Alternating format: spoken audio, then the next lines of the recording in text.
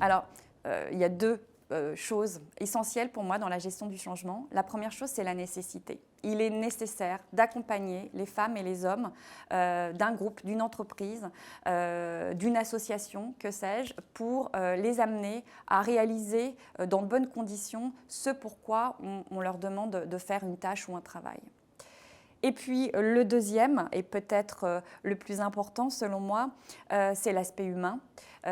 C'est mon attirance pour les collectifs, c'est mon attirance pour l'humain en tant que tel et l'envie de connaître et de savoir comment il fonctionne. C'est la dynamique des organisations, c'est ça qui me plaît et qui rend le change passionnant.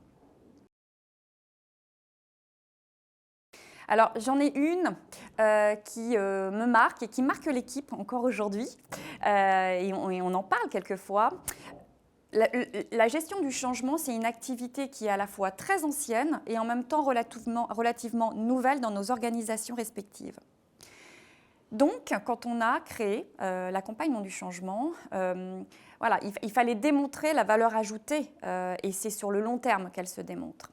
Un collaborateur est venu nous voir un jour et nous a dit « Non mais en fait, je n'ai pas besoin de vous, je n'ai pas besoin d'accompagnement du changement parce qu'on ne va pas faire de team building. » Et là, voilà, notre réaction, elle a été « Mais en fait, l'accompagnement du changement ne se résume pas au team building. D'ailleurs, ce n'est pas du team building. » Et je crois pouvoir dire aujourd'hui que l'action que nous avons menée avec l'équipe nous permet de dire que les collaborateurs de FDJ sont maintenant complètement convaincus de la valeur ajoutée du change.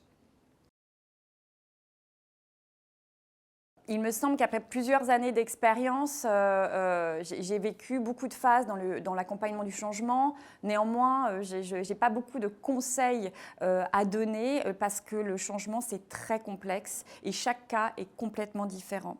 Ce que je dirais, c'est qu'il faut peut-être s'armer d'un savant cocktail de résilience, pugnacité, curiosité et envie de travailler avec les hommes et les femmes.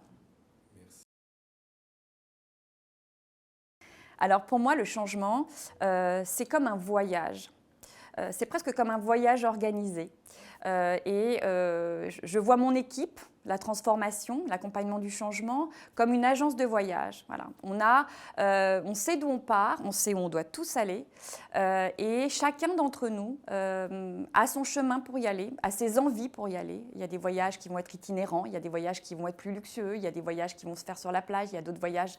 Voilà, tout type de voyage, chaque voyageur a son voyage. Le principal, c'est que chacun d'entre eux trouve les voies et moyens d'arriver à la même heure, au même endroit. Et ça, c'est notre rôle.